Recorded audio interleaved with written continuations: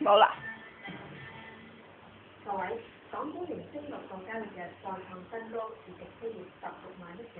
世界恒生指數累積升982點，成功每日成交。哇！攞面表演啦！13億，再刷新紀錄，升為幾個大？2萬幾天影光口兩度衝破大市新高，收到2,999點，升45點，再創新高，成交就958億。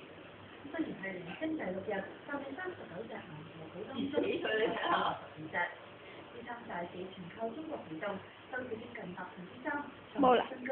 連升8日嘅廣州所回頭一口，跌1%。開始去揾啦條友。就應該有啲機會喺咁就暫時講就冇嗰啲錢啦，即係個頭先我睇到應該要轉為即係回翻一啲嘅嚟嘅。中資保險股持續強勢，3隻保險股都創新高，以恒保嘅表現最突出，收市升6%。有嘅跌穿69個月後，石油股受到影響，中石油、中海油同埋中石化都跌超過1%。另外，美麗寶按股東分派發行嘅股份復牌之後股價急升8%，冇先至第一公民持有。配有港股收市價，中人壽升4毫半，中移動升2個3，匯豐升1毫，中石油跌1毫8仙，建設銀行跌7仙。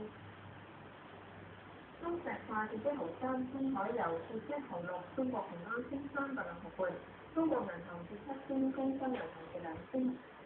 恒生指數期貨出表升97點，總成交449。國企股指數期貨出表升跌，總成交43000。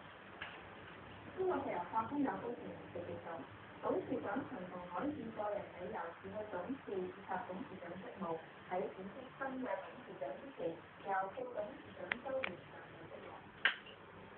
上市以嚟港交所嘅五隻紅星、海盈多隻藍籌股喺今集嘅回首10年業績分同兩個港交所業績嘅分別係點？香港交易所今日上市標誌着香港證券期貨市場嘅改革。2003月完成合併後嘅港交所6月變身為股份制公司，6年之後再變身藍籌，股價由最初3個8毫8，6年幾之間飆升20幾倍，跑贏中國移動、匯豐同長實等大藍籌。呢個引入國企嚟港上市嘅李廣話，交易所有今日嘅成就，一直本身唔講起。香港咧就因為吸引到最好嘅吸引到好多世界各地。好熱啊！造成呢個勢咧，我哋因為係要有排。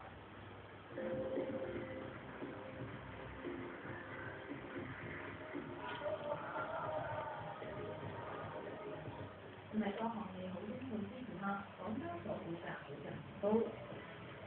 港股市值都不斷膨脹，有10年期嘅32000億已經啱啱入到全球十大，到今年已經突破12萬億，排第6。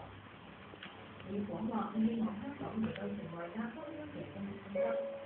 以後期望隨住佢退休，以後睇新市值。